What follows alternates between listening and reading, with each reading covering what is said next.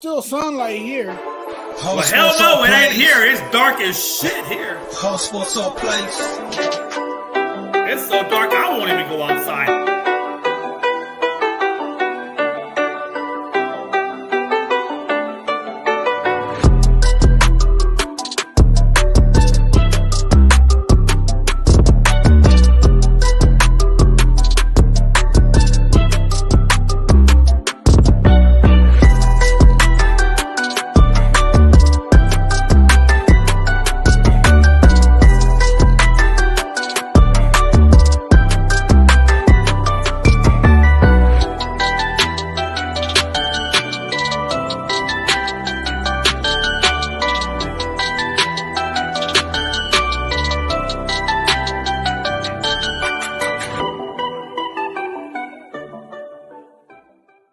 Whole sports all plays.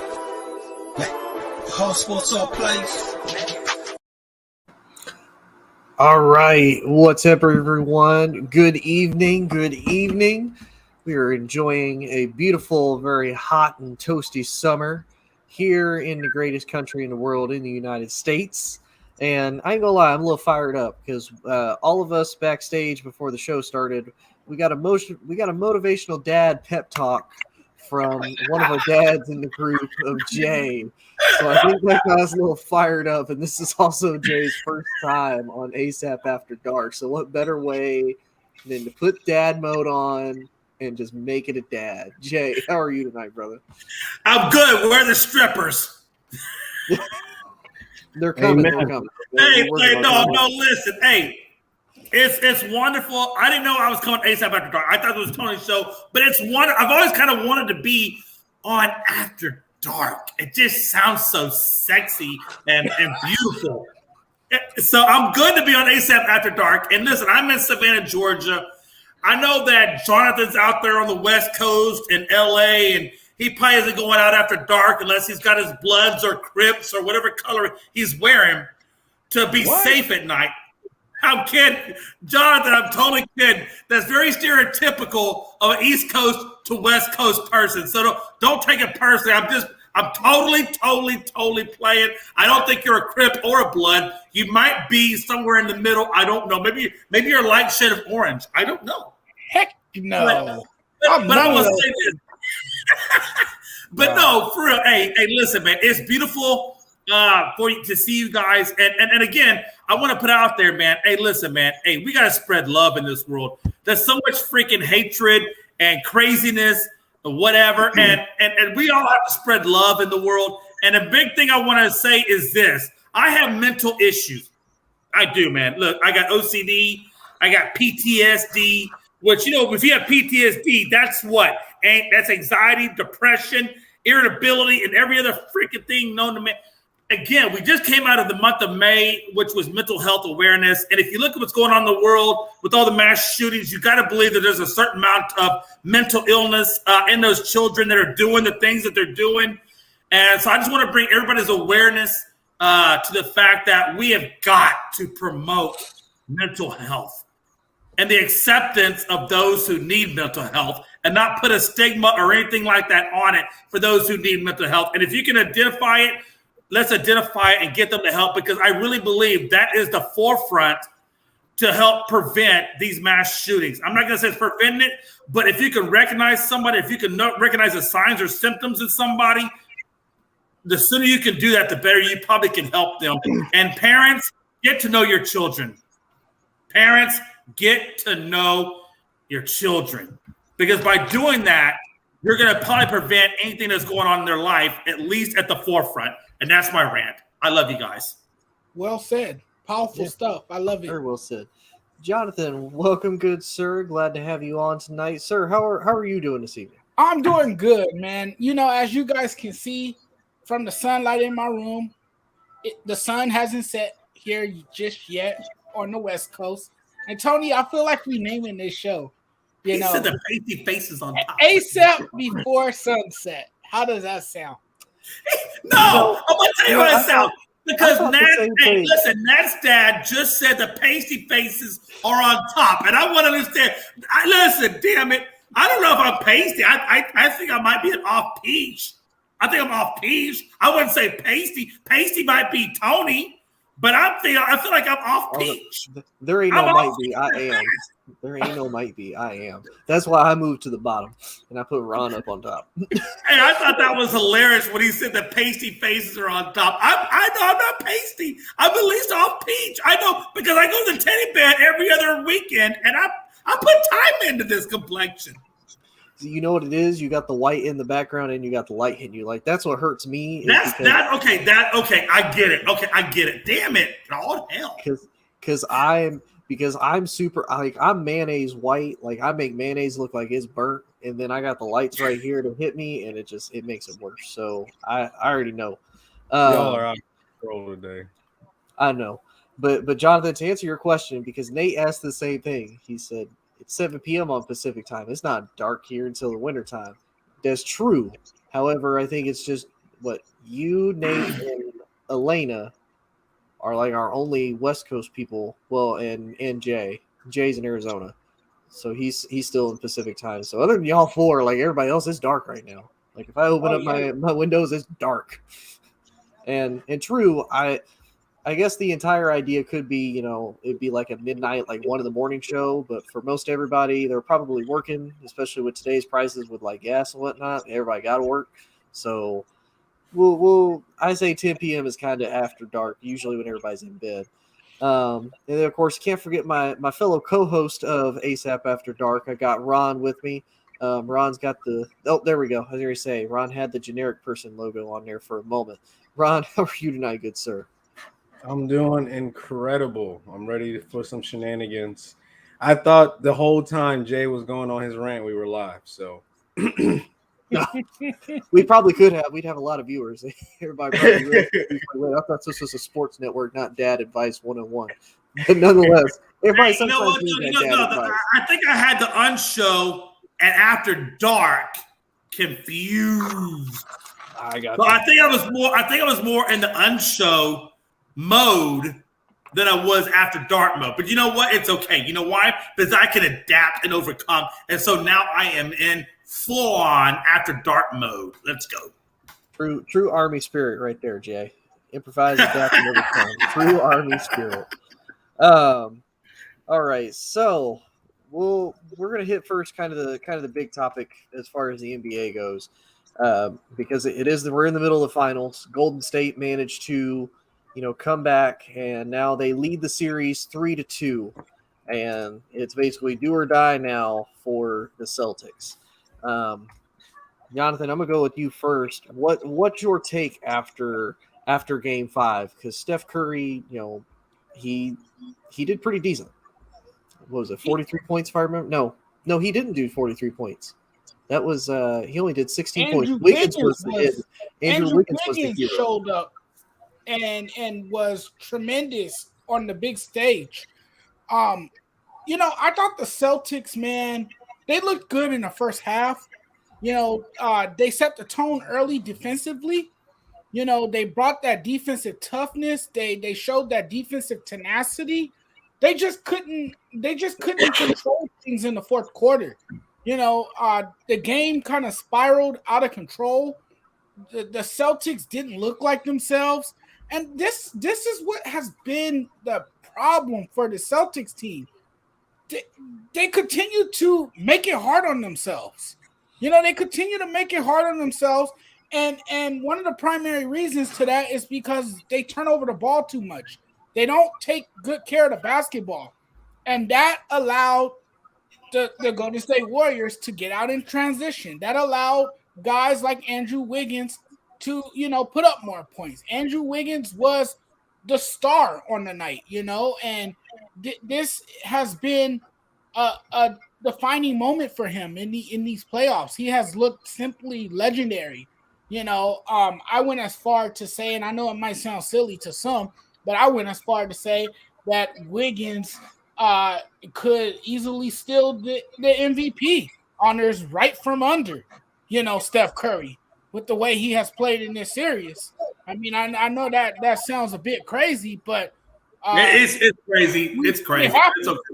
We've seen it happen before based on history, right? We've seen Steph Curry miss out on the Finals MVP.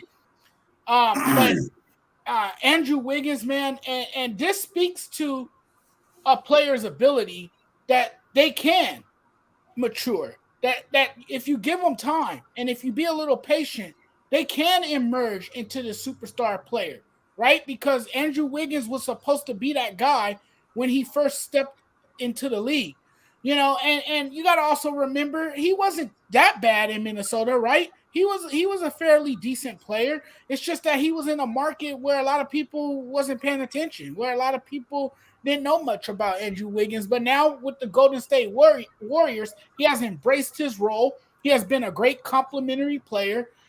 He has that versatility, and he has emerged into a great cutter and a great finisher at the basket. And we saw the emphatic dunk at the end of the game that was pretty much the exclamation point in the game. So Andrew Wiggins was the story of Game 5. He took his game to another level. And in the Celtics, man, they just don't have that fourth quarter finisher. They just don't have that guy that can knock down big shots when they need them. They need someone to show up and play in the fourth quarter, and that guy has to be Jason Tatum. If we're going to give him the superstar label, well, he's going to have to live up to that, and he's going to have to all of a sudden play like that superstar. Someone's going to have to be a finisher for this Celtics team, and I'm pointing the finger at Jason Tatum because he's huge for this team. He's going to be a factor for this team, and they're going to have to stick to their game plan, which is playing defense. They can beat you in a variety of ways. One of them is by knocking down the shots, getting to the free throw line, and of course defense. Defense is what is key to the Celtics team. They defend really, really well, and they're gonna have to do that in Game 6 if they want to force a Game 7. Yeah, definitely. I 100% agree. Ron, I'm gonna hand it over to you, sir. Do you kind of feel the same way? Yeah. Mathis, you elegantly put that so well. Just to go off what you're saying, I feel like we've all had to realize that Jason Tatum is not the soon coming Prince. He's not a number one. He's a number 2. He is not the best guy. Say it with your chest, Ron. I've been saying that too. Say it with your chest. I want you to say it so loud that Pride in South Carolina, North Carolina, wherever he's at, I want you to say it so loud that Pride can hear it in his walls. And I hate saying it because the Celtics had such a great season. And they showed that they were the best defensive team, and they are athletically beautiful. But we look at them playing against the Nets. Fraudulent. If Ben Simmons was playing, I feel like that definitely at least goes 7 games. Milwaukee Bucks would have beat y'all in 5 if Middleton was playing. And the Miami Heat burnt out. Tyler Hero got hurt. They ran out. But we could have all argued that the Heat was a better team than the Celtics. And then we get here to the finals, and they honestly have been exposed. And even if they win Game 6, like they've played putrid these 5 games, and it's a miracle that they won 2. It took an Al Horford once in a lifetime game, and then he rolled out. He completely said, "All right, I'm done with this series. I did what I was supposed to do. I won y'all 1 game." I feel like the Celtics in the offseason, if they replace their 4, Al Horford, and bring in somebody. I was thinking today, like a Jeremy Grant, they could be right back here. But if not, they've shown that they're like a 6 seed in the East. Okay. Jay, what about you? And I know we've kind of asked this a lot, but again, it seems to change every time with this series because it's gone, I think, a lot. I don't think it's gone the way people probably initially thought. It's gone the way I didn't think it was going to happen. I didn't think that at one point Boston would be leading and Golden State would be struggling. So, to you, Jay, is this what you expected? And again, if the Warriors win, does this reaffirm the Golden State dynasty? So, number one, Golden State won't be a dynasty until they win 3 in a row, in my opinion. You've got to win 3 in a row. Kobe did it. Jordan did it. Bill Russell did it. Those are dynasties. You got to have 3 in a row, in my opinion, to be a true dynasty.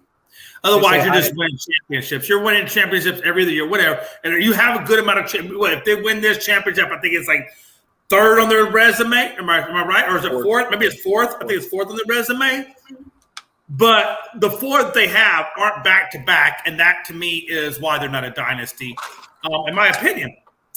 A couple of things. Number one, Mitchell Wiggins will not get MVP because even though Mitchell Wiggins has had a couple of good games, Steph Curry has had plenty more better. And Steph Curry, this is his year, and I don't think anybody currently is outshining Curry enough to be that MVP. So I do see Steph Curry as this year he gets the MVP. I think they knock the Warriors or the Celtics out in 6. If they go 7, they go 7. But I really have still said 4-2. I've said it all along at the beginning of the series. That's what's going to happen, and I still believe that that's what's going to happen because I don't think the Celtics have what it takes in mental fortitude to take this win. I think the Celtics would have to come out and put on the Immaculate Conception of Christ to win this series. And that's a lot. Because let's be honest. They got to win 2 games against Golden State. They haven't won 2 games this whole series. Now, you can listen to Pride, and Pride will tell you, well, you know what we did against Brooklyn, and we did a good showing against Milwaukee. Blase. It's freaking Brooklyn. I don't take that, number one, seriously because Brooklyn was a dysfunctional thing anyway. So I don't take Brooklyn series at all serious. I look at the Miami series as being they luckily got out of it because let's be honest, it was one possession where his foot was 6 inches on the baseline and that three-pointer got erased and allowed the Celtics to advance to the finals on that technicality. So they barely escaped Miami. They took a depleted, and I say depleted because Chris Middleton is a key member of that Miami series, and it did go to 7. Either Chris Middleton, we're not talking about the Celtics. We're talking about somebody else. So, again, the Celtics are a young team, which is in their favor. Jason Tatum's only 24.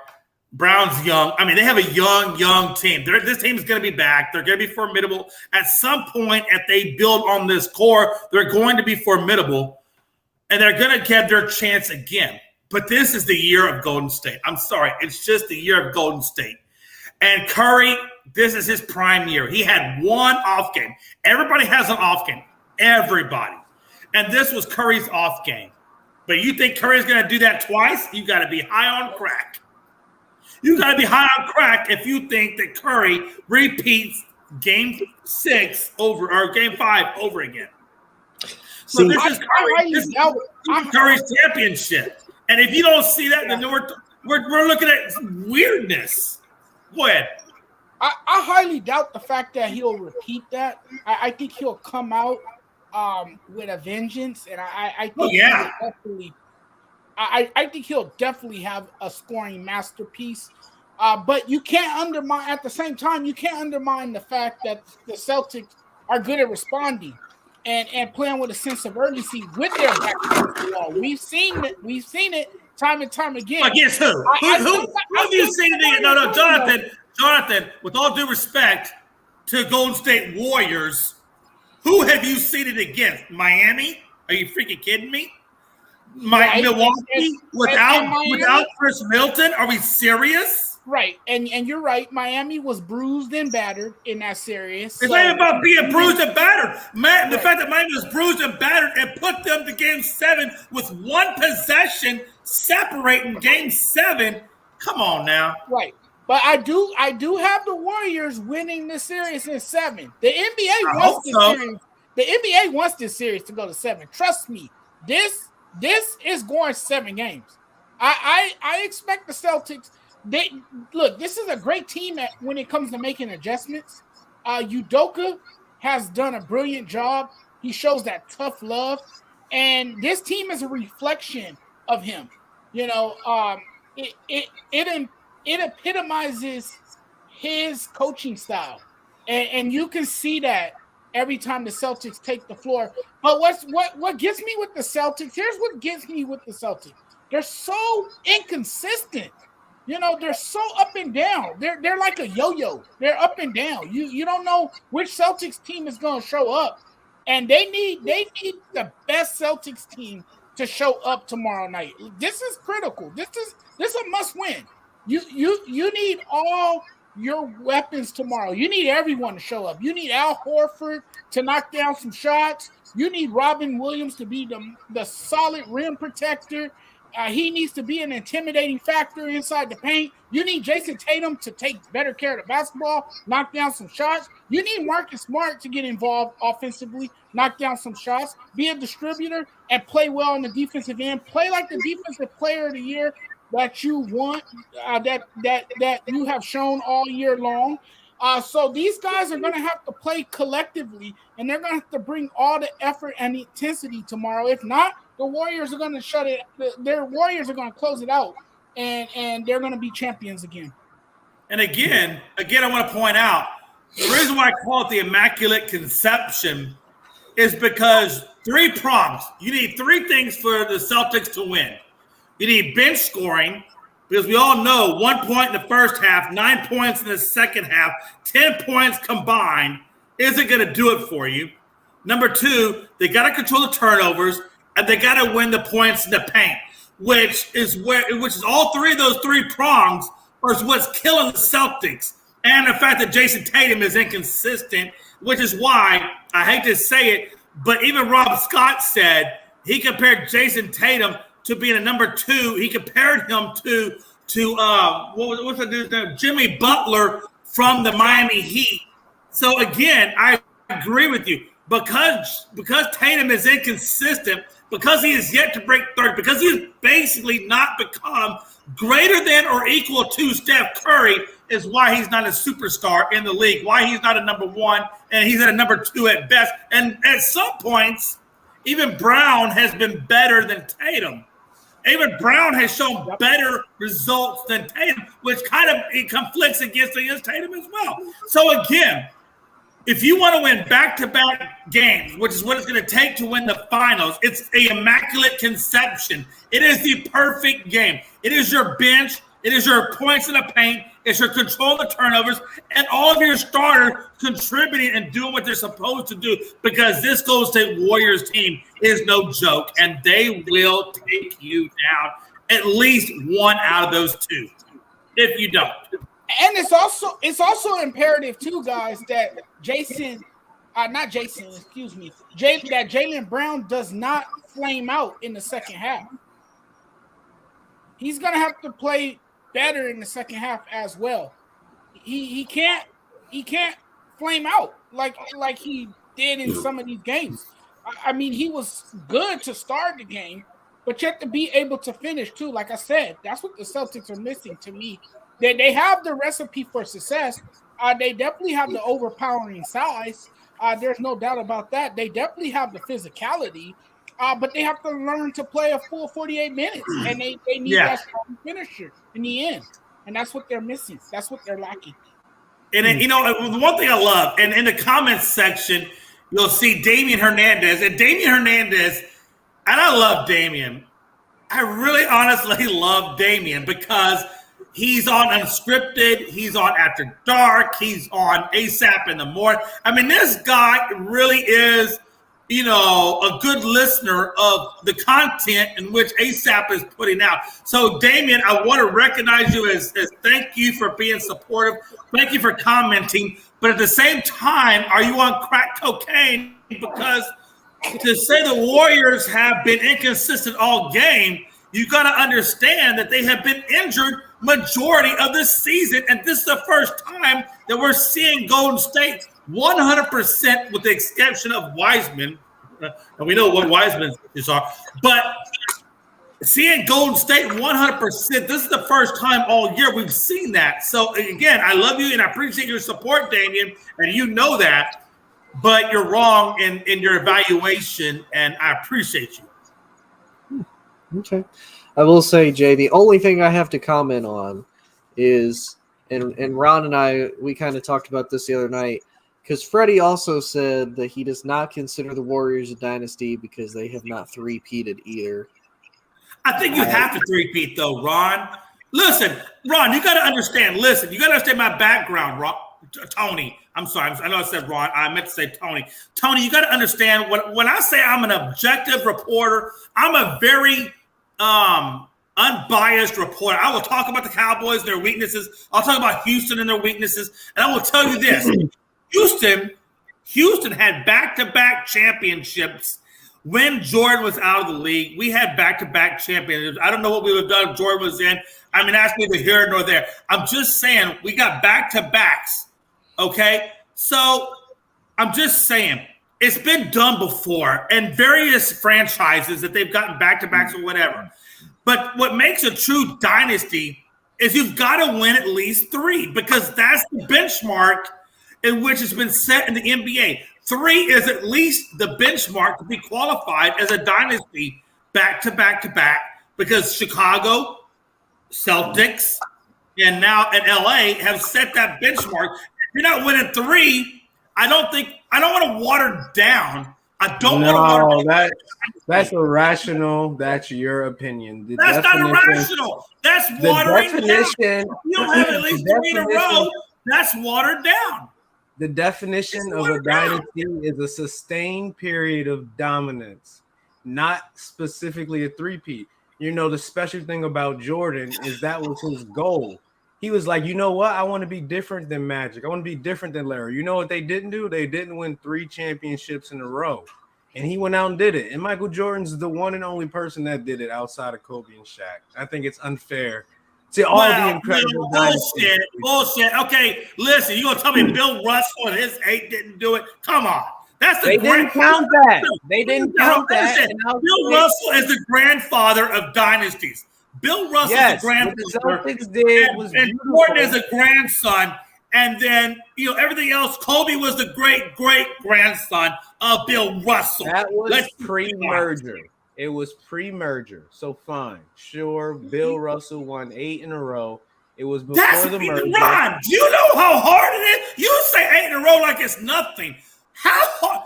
Okay, I'm going to go bottom left. Hold on. I'm going to go bottom left. I'm going to go bottom because I need an unbiased person. No, you know what? I'm going to go bottom right because I don't know how Jonathan Mathis is going to go with this. So I'm going to go bottom right. I'm going to go bottom right to Indiana, Ohio, whatever the fuck it is. Tony, I want a guy who has no skin. I need a guy like me. I'm Houston, you're Indiana. I need a guy like me that we have no skin whatsoever in the game to look at this completely objectively. Do you think that Celtics, Lakers, Chicago 3-peats, and then, of course, obviously the 8 that Bill Russell gave us, I mean, those are real dynasties. That's just my opinion. But do you agree with me, disagree with me? And then, of course, we look at Golden State, who, yes, they have championships. The Spurs, we know have championships, but they weren't 3-peated. What do you think? No, what's the but I'm like Ron. To me, a dynasty is a sustained state of success. And again, here's why I say it. No, they didn't 3-peat. The Spurs haven't 3-peated. Golden State hasn't 3-peated. They haven't done what Chicago, what LA, what Boston did, right? I hate you. But again, how many years, even though other people have won the chip? Fuck it, let's go to Jonathan. How many years has the NBA had to go through San Francisco? How many years in the last 10 years has the NBA had to go through San Francisco? 10 years. 10. That's a dynasty, sir. Like, no. I don't know. Okay. You say it's a dynasty. I agree that a dynasty is sustained success. It may not require you to win 3 in a row, and that's hard to do. Winning 2 in a row alone is difficult to do. A dynasty is when you dominate in your era, and we've seen that with the Golden State Warriors. Okay, whoa. Based off of you said dominate in your era. So when Houston back to back dominated, and they did dominate in their era. So are we now saying Houston was a dynasty? I'm just asking. It's a slight dynasty. I mean, I could. Okay, no, that's fine. I'm okay with that. No, Josh, I'm okay with that. If you're saying that's Houston, look, Jay, winning back to back is not easy. I don't think people. I know it's not. Trust me, I get that. And that's my point. So, Jonathan, that's the benchmark I was looking for. So, if you're saying that Houston winning back to back is a dynasty, then okay. Shit, they didn't dominate their era. I think Clutch City was. Let's be honest. Clutch City was pretty phenomenal. I'll be a gentleman and say it was a semi dynasty, if that makes sense. Well, let's be honest. That particular point in time was, and it probably went further, but damn, Jordan again. Well, and Jay, I hate Jordan. Let me tell you something. The thing about Jordan is, I love Jordan as a basketball player, but I hate him at the same time because he is so great. And he is so good. I think Houston probably could have got a third. I think Houston got to get their own three-peat had Jordan not come back. I think Houston because they brought in Barkley. I think Houston gets a three-peat had they not brought Jordan back. So, you know what I'm saying? I mean, again, I think Houston could have been a three-peat without Jordan, but Jordan came back. They didn't make it to a single finals. Huh? But Jay, here's my question too, Jay. So, no, wait. Ron, what'd you say? Yeah. I didn't know what Ron said. You can't say Houston repeats if Jordan's not back, if they didn't even make it to the finals to play Jordan. Well, that's true. Okay, I give you that. Okay. So Jay, fuck you, Ron. Okay. Here's my question for you though, Jay. Do you have different definitions for dynasty than for different sports? Because in basketball, if the Lakers, if the Celtics, if the Bulls are the dynasties, then were the Cowboys a dynasty in the 90s? Was the Niners a dynasty? Oh no, hey, listen. The Patriots a dynasty if you want to ask me, and I get where you're going with that, Tony. Listen. I'm not that well educated, but I didn't fall off the fucking turnip tree and take a mild concussion either. So I get where you're coming from. What I'm saying is this. Ron loves that. I can tell when he likes in my metaphors. Listen, here's the deal. Yeah, I exactly understand where you're coming from. If we're talking about the greatest dynasty of all time, I'm going to tell you right now, it's going to be Tom Brady. Because I think it's harder in the NFL to get that championship because you only get one try at it. It's single elimination, one try. Whereas basketball, you get, any number of tries and there's always the next day opportunity. Whereas the NFL, it's one and done. If you don't get there, you just don't get there and sayonara, see you later. So again, the Patriots dynasty, because of the fact it's one and done single elimination, anybody that says to you that the dynasty of the Patriots isn't the greatest dynasty ever, then I don't know. They're full of shit because the only thing that comes close to the dynasty of Tom Brady would be the dynasty of Bill Russell in his 8. Honestly, those are the two greatest dynasties in all of sports, period. It's Tom Brady and Bill Russell. Okay, I just had to ask because again, that like I said, to me, the I 49ers too in the 80s. You could put them on that list too. The 49ers. Oh, yeah. 49ers in the 80s. You look at Dallas in the 90s. You can say Pittsburgh in the 70s. Baseball, you could probably get away with the Yankees, maybe. Yeah, the Yankees. The Blue Jays in the early 90s, winning back to back.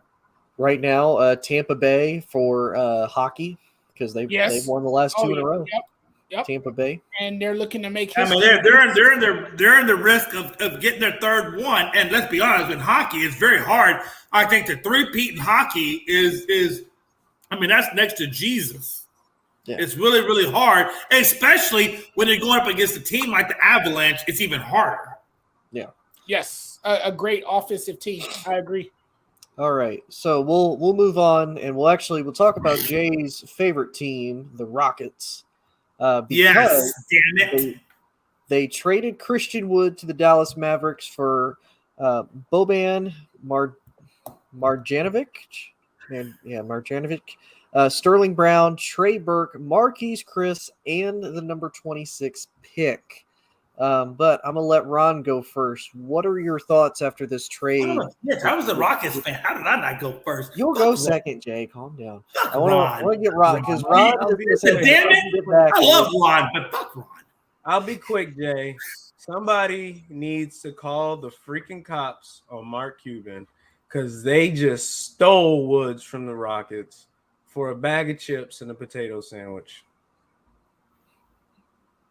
I'm surprised this went through so early in the off season because I would have expected a whole lot of other teams to be jumping on this. I don't know why the Rockets moved so early, but congratulations, Mavs. You just have won your chip back to the Western Conference Finals. Yeah.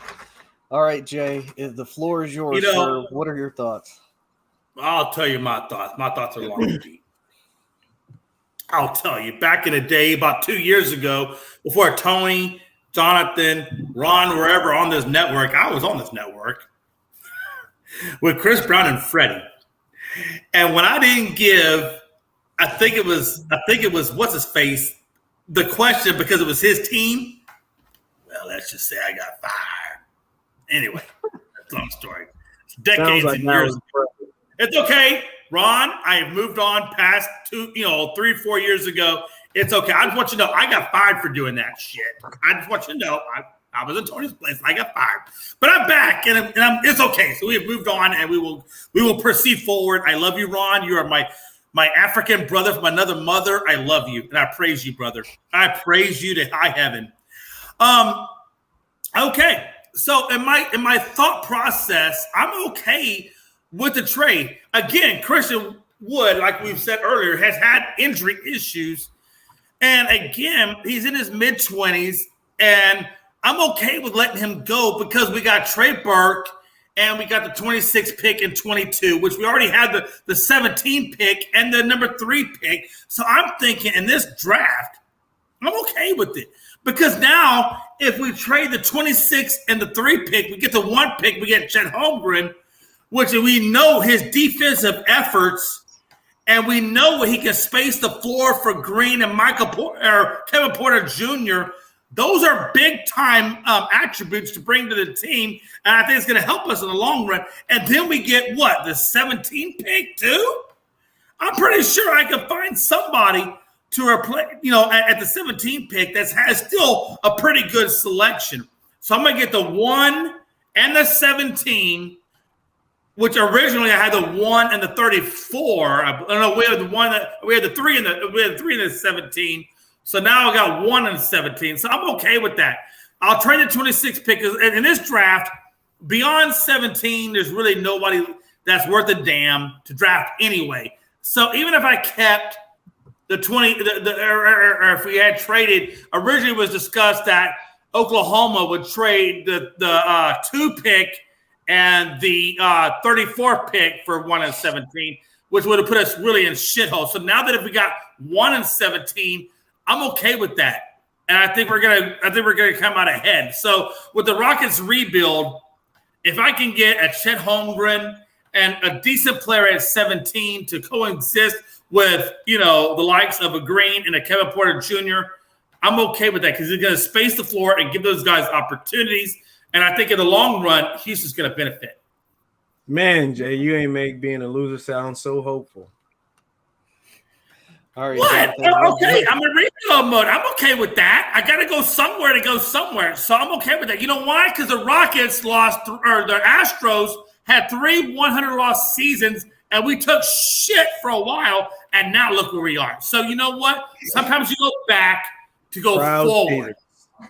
No, we go back to go forward. So what you're saying is Houston Rockets. One day, I don't know who your teams are, but one day you'll understand that. So what you're saying is the Houston Rockets need to start cheating. No, not at all.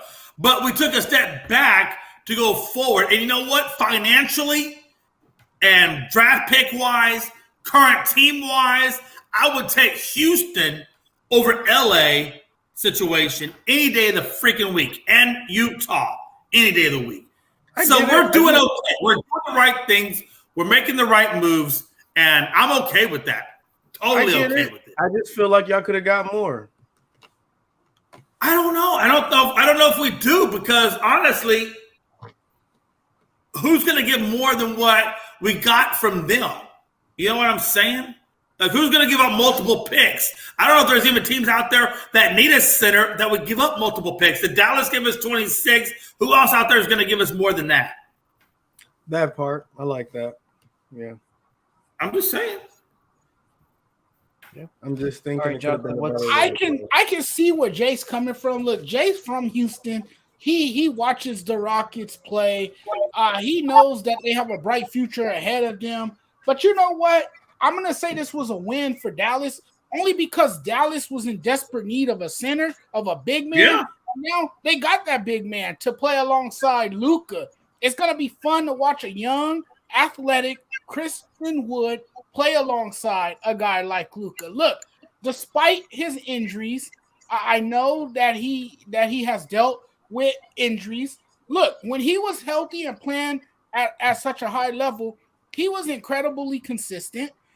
He had an eye-popping stat line that no one could deny. And he was coming on for Houston at the right time, you know, and it caught everyone's attention what he was doing in Houston. And you know, I really thought he was going to be part of their future. But you know, Houston, they got a pretty nice draft pick. They can get bigger in the draft. So, I mean, this was a move for them, and now Christian Wood will become Dallas's treasure. This is a guy who can rebound pretty well. He can put the ball in the basket.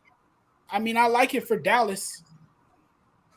Again, it's a caveat. It's a caveat of what Jonathan just said. Not that he's wrong, because I believe Jonathan's actually very spot on. So that's why I say it's a caveat. It's a caveat because I think Houston and Dallas both won. Dallas got the center they needed.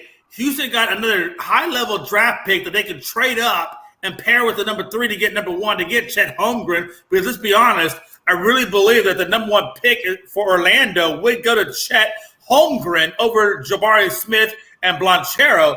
So if Houston can snag that number 1 and get their defensive center of the future, a pair with number 17 pick, I mean, both sides win. Dallas wins, Houston wins.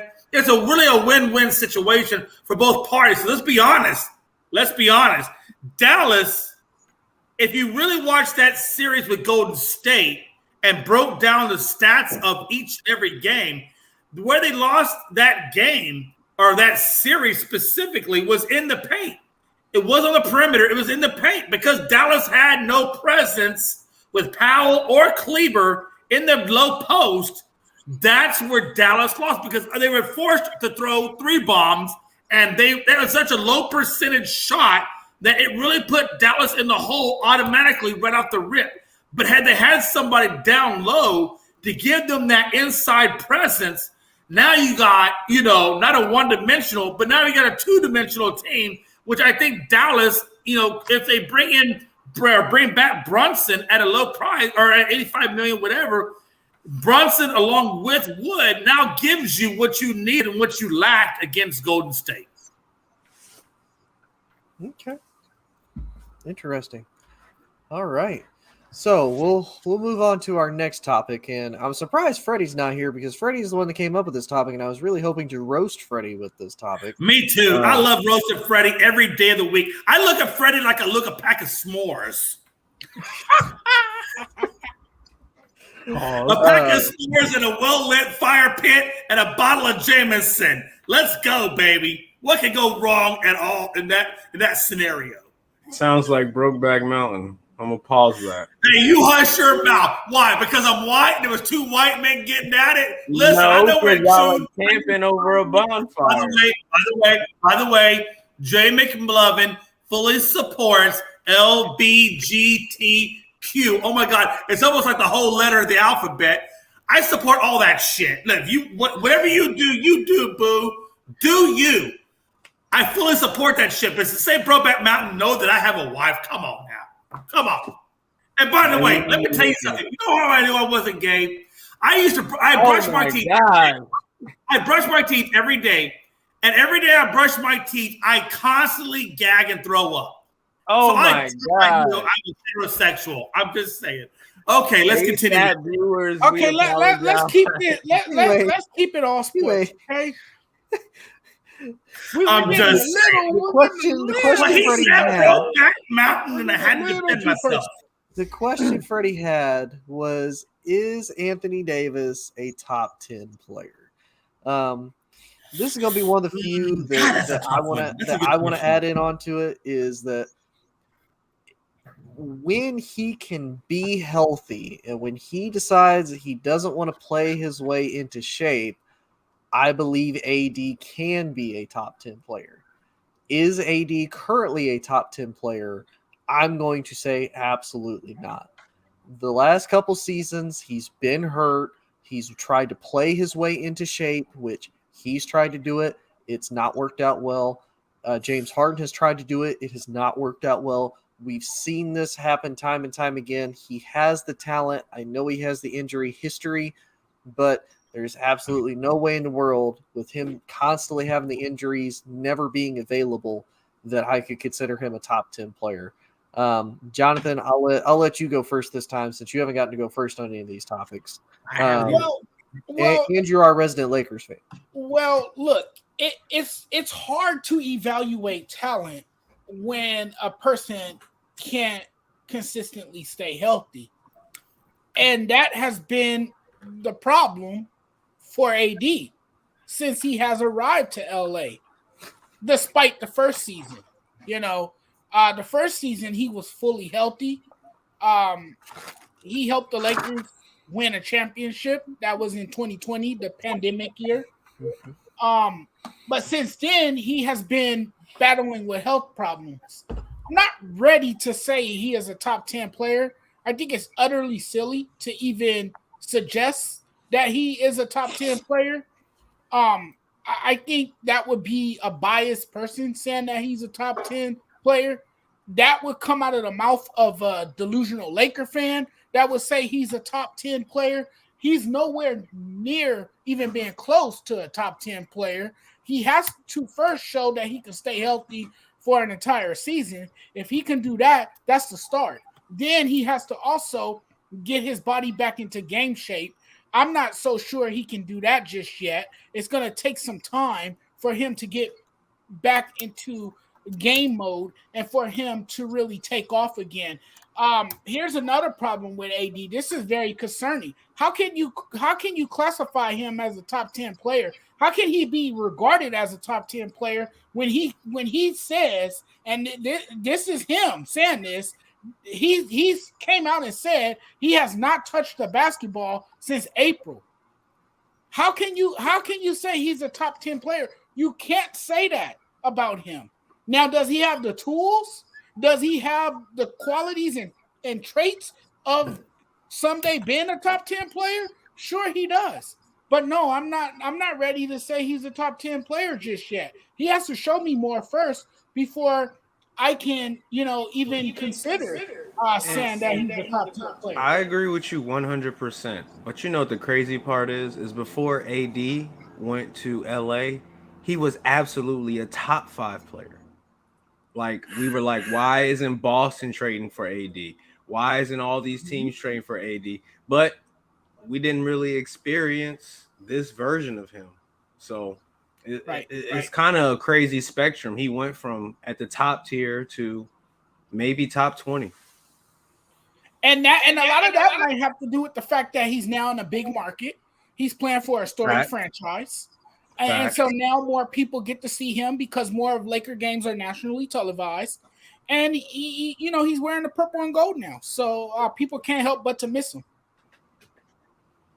Yeah, here's my take on that. I think Anthony Davis, if we look at his skill sets, you're going to say top 10. If you look at Anthony Davis from an injury perspective, then you're going to say, okay, not top 10. So I think it depends on what or how the question is asked if Anthony Davis is a top 10 and the criteria in which is required to be a top 10 that determines whether or not he is a top 10. So if we're saying Anthony Davis on his skill sets alone and what he's achieved, he's top 10. But, and of course, I say top 10. And again, this is top 10 as of like current NBA. Like, let's say 2010 and forward, because you can't use the history against him because the history will work against him because of games played and so forth. But if you look at Anthony Davis for the here and the now, on his skill sets, he's top 10.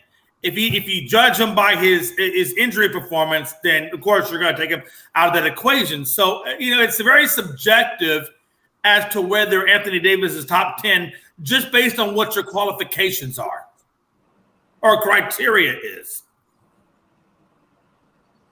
Okay. And go ahead, Rob. No, I was just going to say he's an extreme disappointment is what he is. But disappointment how? I mean, honestly, can I help Glass man. But Ron, can I help an injury? He's a disappointment because one, he can't stay healthy, and when he's healthy, but hold on, there you go. Okay, you're saying he's a disappointment because of injuries. Well, you know what, Jonathan? Okay, I can't help if I get injured. Shit happens. But does that make me not a top 10 player? Are my skill sets and one of my achievements are still worthy? And I get hurt, and all of a sudden I'm not top 10? But there was times that he was healthy, like a year ago when they played the Phoenix Suns in the first round, and he had that lackluster performance in game 1. And everyone grilled him for it afterwards because of his poor effort in that game. He just didn't, he just didn't. Okay, but you know what though, Jonathan? But then by that same token, then you can say, is LeBron a top 10? Because he had one player and everybody else was hurt, and yet they didn't even make the playoffs. The disrespect. I know. I'm asking a question. LeBron is healthy. They don't make the playoffs. Anthony Davis is not healthy, but they are in the playoffs. But I don't know. I'm just asking, what's the criteria? Because I'm pretty damn sure the criteria of LeBron and his skill sets warrants him being that guy. Well, but the fact that he wasn't in the playoffs, but the fact that he was in the playoffs this year should not go against him. Just like Anthony Davis' injuries should not go against him as a top 10 player because he had. See, here's the thing, though. Here's the thing. LeBron not only has the skill set, but LeBron also has the championships to back it up. He also. Oh shit! Well, are we gonna murder Anthony Davis coming out of New Orleans? No. That's bullshit. That's complete and total bullshit.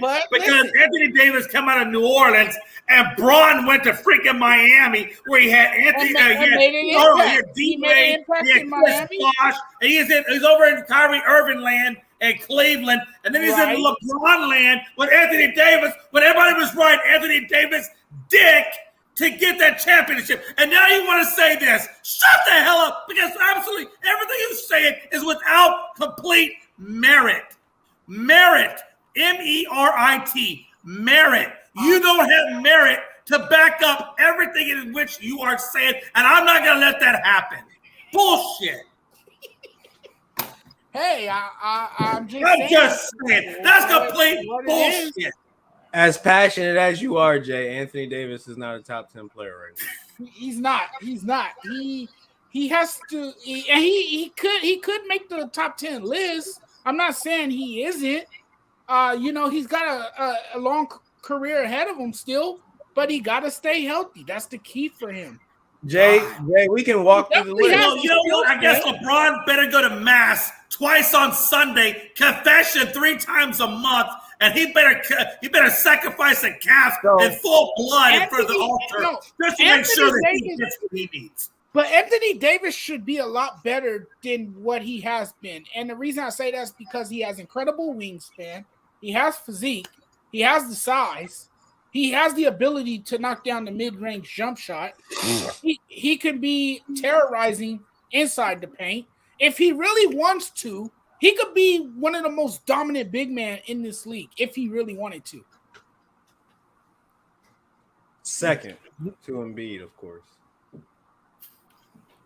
Okay. Woo. We got a fired up Jay tonight, nonetheless. All right, all. Well, we got about 5 minutes left, and I'm gonna treat it kind of like how we treat most of our shows. I'm gonna let everybody have their last hot take before we end for the night. Jonathan, I'm gonna start with you, good sir. Now that it's starting to get dark there in sunny California, what's your hot take? And it can be pretty much anything that you want. I'm hearing rumors about the Lakers possibly trading up for Shaq's son, Sharif O'Neal. Now, look, here's the thing. Is it because of the name on the back of the jersey, or is it because of this guy's skill set? Which is it? You know, because just because you are Shaq's son, does that give you this sense of entitlement that you should be a Laker? I don't know. I haven't really watched this kid play. I don't really know much about him. I hear that he's pretty good, that he's not that bad of a player. But I don't know if I would trade up. And who would you trade him for? Who would you trade up for? Who would you really give away? The only person you could really give away is, I guess, THT, really. Or I mean, no one is going to really take Russell Westbrook. No one's going to take Westbrook. I'm sorry.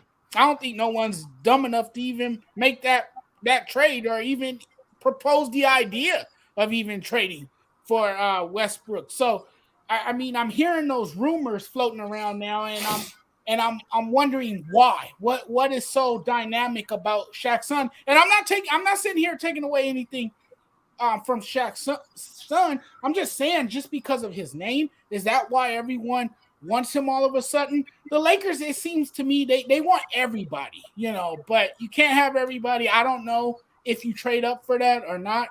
I mean, you guys can give your take on it, but I don't know how I feel about this one. Okay.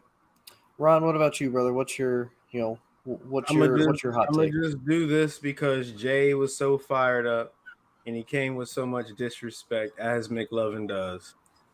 Embiid. It's not true. Wait a minute, Ron. I don't always come with disrespect. Come on now. Be nice. Your show is called Unscripted. Yes, you do. Embiid, Giannis, Joker.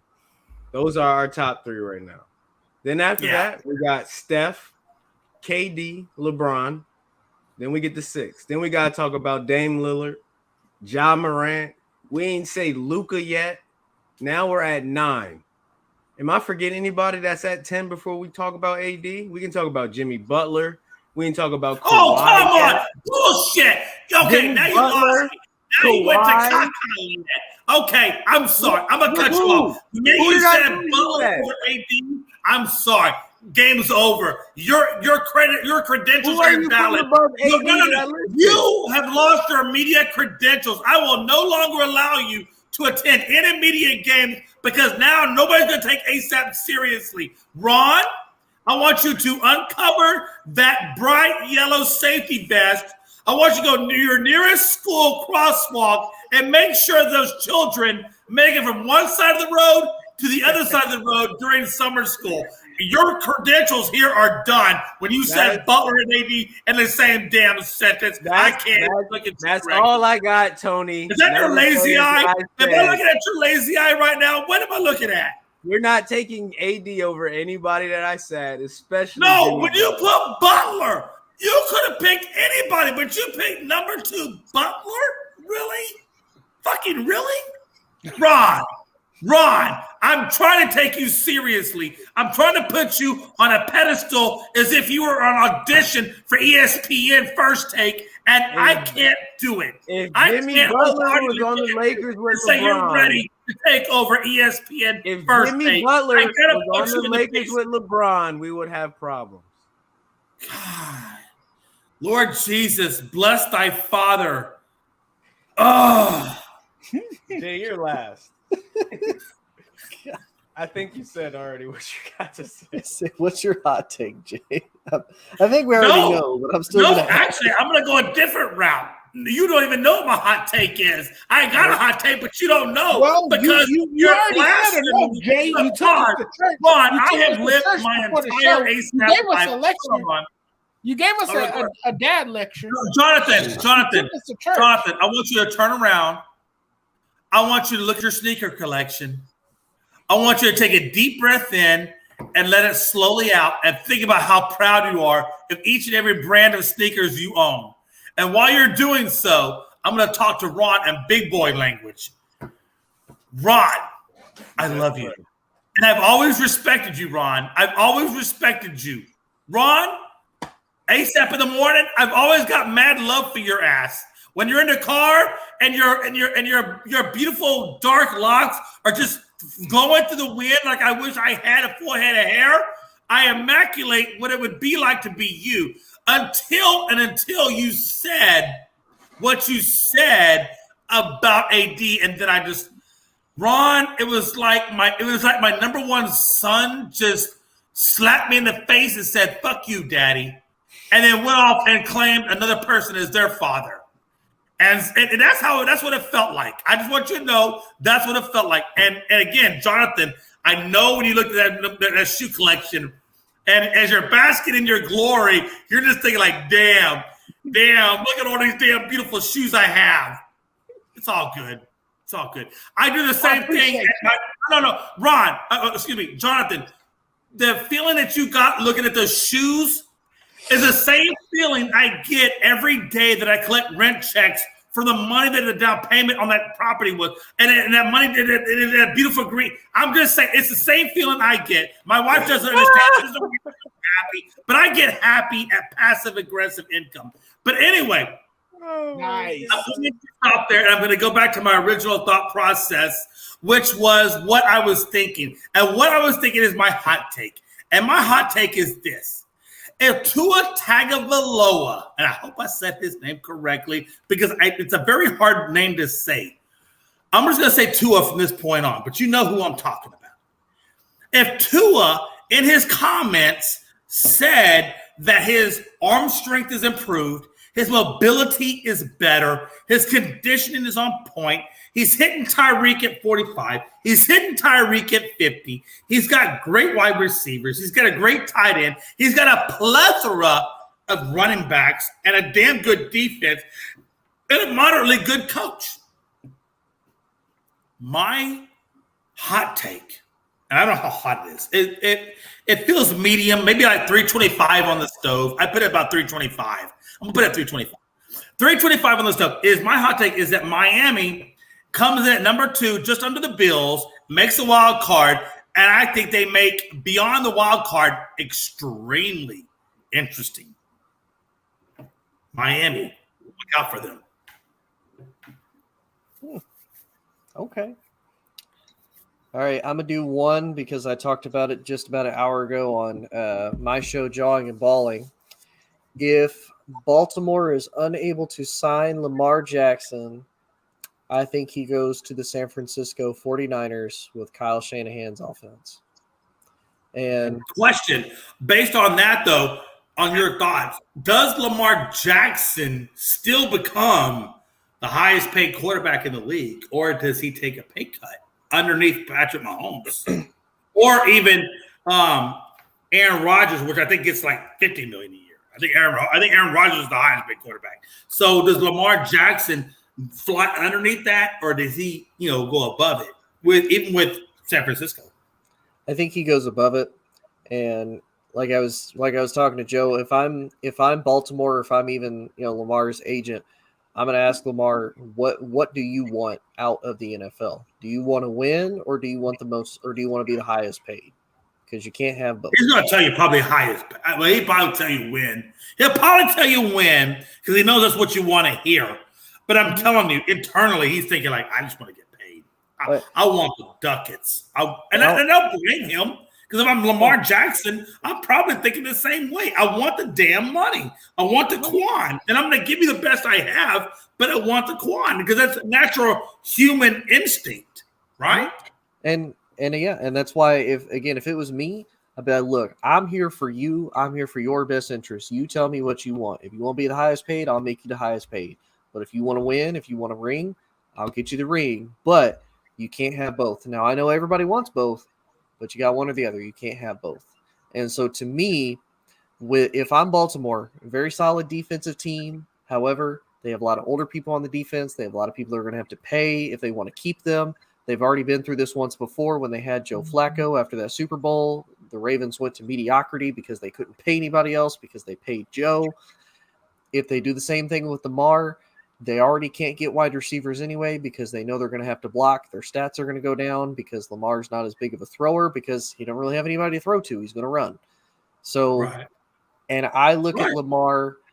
I look at Lamar like how I look at RG3 when he first came into the league in 2012. That was unfortunately RG3's peak when he was in the league was his rookie year.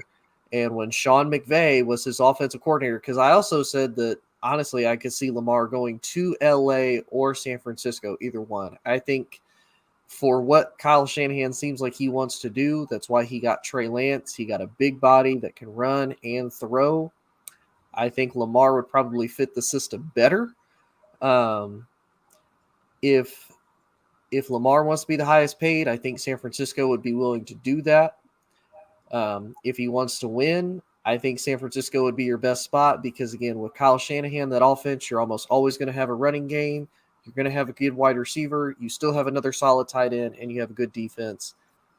And you would be in a weaker conference in the NFC. You just be in a tougher division. So you still have a chance to go to the playoffs pretty much no matter what. But that's my hot take. However, if Lamar does go to Washington, Washington, San Francisco, and they keep Debo, and then you got Lamar, Debo, and what's the running back's name? Is it Mitchell? Mitchell, right? Kittle. Is it Mitchell, right? For who? For San Francisco. I believe the running back is Mitchell. Oh, am I right? Yeah, I might be wrong, but I want to say the running back is Mitchell. He gets the ball every now and then. But what I'm saying is you got the running back. If they keep Debo, you got Debo, which God knows Debo doesn't want to be in the position which Debo is in. That's why he wants out. But if they keep him, if they pay him enough and keep him, then you got Debo, the running back, and then you got Lamar Jackson, which you know is a natural runner. Is that not the NFL equivalent of the triple option that Texas was running back in the day? yeah, but I would also say, you know what I'm saying? I mean, you're basically running the triple option that Texas ran back in the day when they got their championships because you're throwing the ball every now and then, but you're basically triple option it to either Debo, the quarterback, or the running back. So you're basically running a triple option college program in San Francisco. And again, as much as it may sound nice, it doesn't work well, and it's not going to go well, and he's not going to get a Super Bowl either. So my question is this. My real question is this. My real question to everybody on this panel is this. I want you to ask yourselves, yes, Lamar Jackson most likely because it is reality, and I'm in touch with reality, and I know how inflation works and how contracts work, and he's going to be the next guy on the list to get the big deal. But does anybody think that Lamar Jackson is better than Patrick Mahomes or Aaron Rodgers or even Justin Herbert for the money that they're going to pay him? Definitely better than Aaron. I would say he's. Wait. You're saying yeah. Definitely better than Aaron Rodgers, who is a much more accurate. Really? No. Yes, 1,000% yes. Wow, Tony! I thought I was the only. Wow. Okay, Tony. I had a lot of mad respect for you until that for the next ASAP After Dark. Huh? Yeah. You know what? I honestly think, and Jonathan Mathis, and Jonathan and Ron, I brought it up for a specific reason.